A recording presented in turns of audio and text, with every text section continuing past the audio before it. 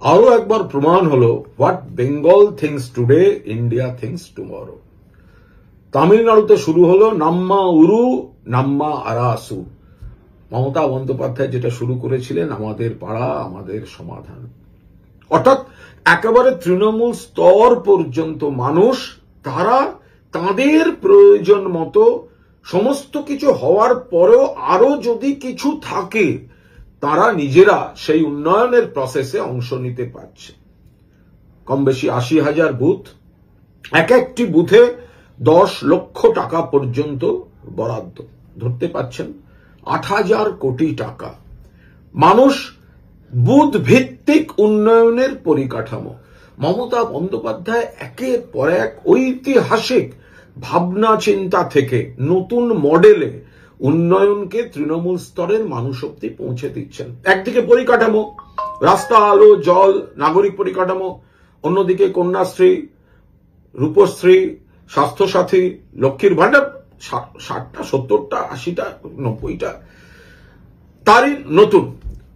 প্রথমে বিরোধীরা কেউ সমালোচনা করে, তারপর দেখা যায় তাদের রাজ্যগুলোতেই সেগুলো নকল করছেন।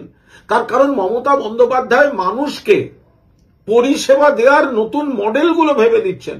বাংলা আজ যা ভাবছে সারা দেশ সেটা তারপরে ভাবছে, সারা বিশ্ব সেটাকে নমস্কার জানাচ্ছে, সালাম জানাচ্ছে, স্যালুট করছে।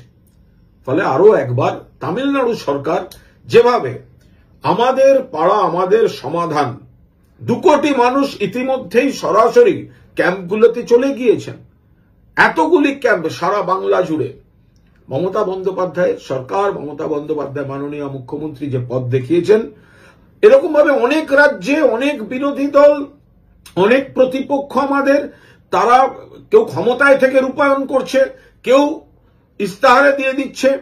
কদিন আগে বিজেপি বলছিল দুর্গোৎসবের কার্নিভাল, সেটাও নকল।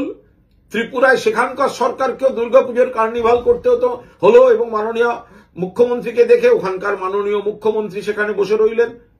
কি হলো সেটা? সেটা তো বাংলায় মমতা বন্দ্যোপাধ্যায় যা ভাবলেন, যে ইনোভেশনটা দেখালেন, তো সেইটারই তো নকল হচ্ছে সব।